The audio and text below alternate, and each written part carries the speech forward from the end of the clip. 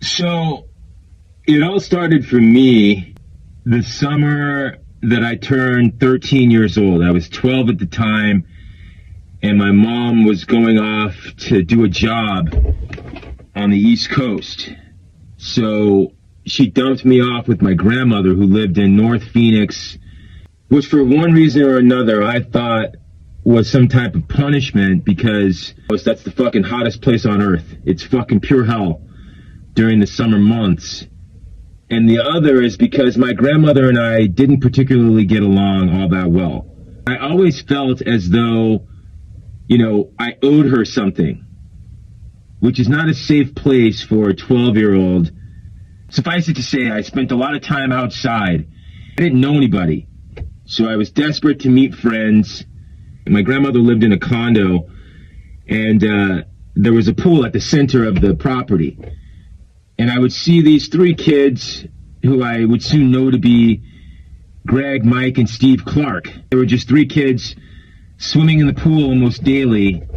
And it took me about a week before I had the courage to go over and introduce myself. I think I was at first intimidated by, trying to break into that circle or whatever it was.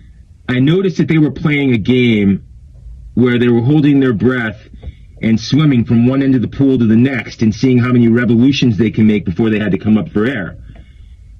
And I wanted in on that game. I'm competitive by nature. I love the water. I love to swim. And I figured that was my opportunity to at least get some fun out of what I thought was going to be a shitty summer. Anyway, we ended up, getting very good at the underwater swimming game. I think I made it up into 4 revolutions, back, forth, back, forth, back, forth, back, forth again, before I had to come up for air.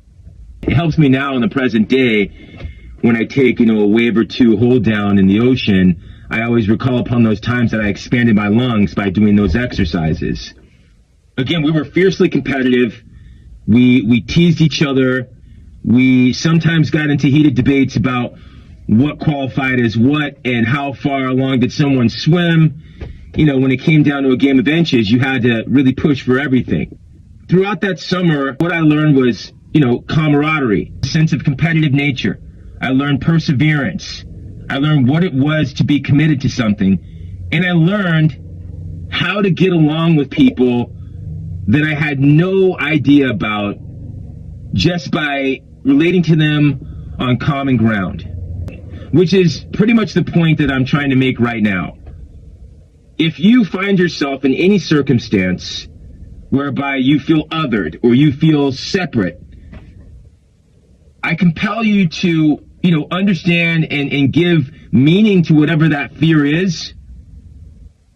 But you need also to move forward. Because if you don't, that one decision will color everything else in your life. And if you don't think so, just ask multitudes of people who let their fear stop them. Yeah.